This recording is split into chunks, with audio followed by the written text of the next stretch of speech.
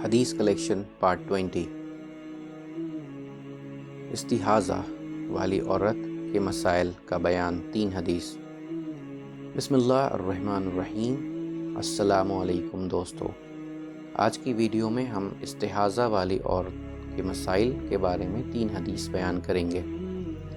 استحاضہ اس خون کو کہتے ہیں جو بعض عورتوں کو بیماری کی وجہ سے ماہواری کے دنوں کے علاوہ بھی لگاتار آتا رہتا ہے۔ استحاضہ کے احکام حیض نکاس کے احکام سے الگ ہیں۔ مستحاضہ عورت پاک عورت کی طرح شمار ہوتی ہے اور اس سے ہم بستری بھی کی جا سکتی ہے۔ حدیث نمبر 1، حضرت فاطمہ بنت ابو حبیش رضی اللہ عنہ سے روایت ہے کہ مجھے استحاضہ کا خون آتا تھا۔ نبی کریم صلی اللہ علیہ وسلم نے مجھ سے فرمایا، حیض ماہواری کا خون ہو تو وہ کالے رنگ کا ہوتا ہے جو آسانی سے پہچانا جا سکتا ہے، لہٰذا جب حیض کا خون آئے تو نماز سے رک جاؤ، اور جب دوسرا استحاضہ کا خون ہو تو وضو کرو اور نماز ادا کرو، کیونکہ یہ ایک رنگ کا خون ہے۔ ابو داؤد۔ حدیث نمبر 2، حضرت ام سلمہ رضی اللہ عنہا سے روایت ہے کہ رسول کریم صلی اللہ علیہ وسلم کے دور میں ایک عورت کا خون بہتا رہتا تھا۔ ام سلمہ رضی اللہ عنہا سے اس کے بارے میں رسول کریم صلی اللہ علیہ وسلم سے معلوم کیا۔ آپ نے فرمایا، اس بیماری کے لگنے سے پہلے وہ مہینے کی جن راتوں اور دنوں میں حیض والی ہوتی تھی اس گنتی کے مطابق ہر مہینے میں نماز چھوڑ دے۔ جب یہ حیض کے دن گزر جائیں تو غسل کرے اور شرمگاہ پر کپڑا باندھ لے، پھر نماز ادا کرے۔ ابو داؤد۔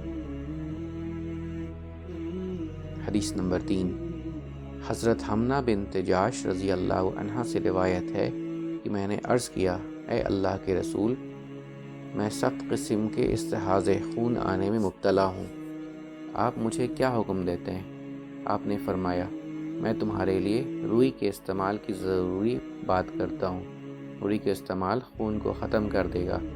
میری بہن زینب بنت جاش آپ صلی اللہ علیہ وسلم کی بیوی صاحبہ نے عرض کیا، خون اس سے زیادہ ہے۔ آپ نے مجھ سے فرمایا، تم شرمگاہ پر مضبوطی سے کپڑا باندھ لو۔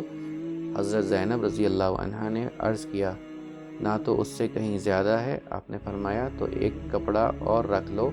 اس نے عرض کیا، خون تو بہت ہی زیادہ ہے۔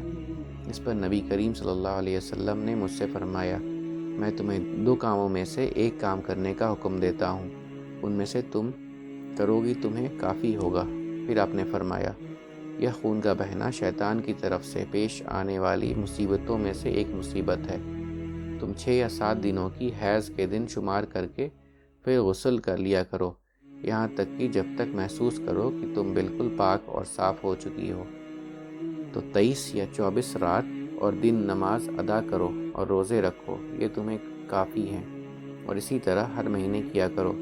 اور اگر تم میں طاقت ہو کہ تم غسل کر کے ظہر کی نماز کو لیٹ کرو اور عصر کی نماز جلدی ادا کرو تو ایسا کر لیا کرو، یعنی تم ظہر اور عصر کو جمع کر کے ادا کرو، اور اسی طرح غسل کر کے مغرب کی نماز کو دیر کر کے اور عشاء کی نماز کو جلدی ادا کرو، یعنی ان دونوں کو جمع کر کے ادا کرو، اور فجر کی نماز کے لیے غسل بھی کرو، اور اگر تمہیں روزے رکھنے کی طاقت ہو تو روزے بھی رکھو۔ رسول کریم صلی اللہ علیہ وسلم نے یہ بھی فرمایا کہ دونوں کاموں میں سے ایک آخری کام مجھے زیادہ پسند ہے۔ ابو داؤد، ترمذی۔ امید کرتا ہوں دوستو کہ آپ کو آج کی ویڈیو اچھی لگی ہوگی۔ اگر آپ کو ہماری ویڈیو اچھی لگی ہے تو ویڈیو کو لائک ضرور کریں، اور مزید اسی طرح کی ویڈیوز دیکھنے کے لیے ہمارا چینل سبسکرائب کر لیں، اور دوستوں کے ساتھ شیئر کرنا بھی مت بھولیں۔ اللہ آپ سب کا حامی و ناصر ہو۔ انشاءاللہ ملتے ہیں اگلے ویڈیو میں۔ اجازت دیجیے، السلام علیکم، اللہ حافظ۔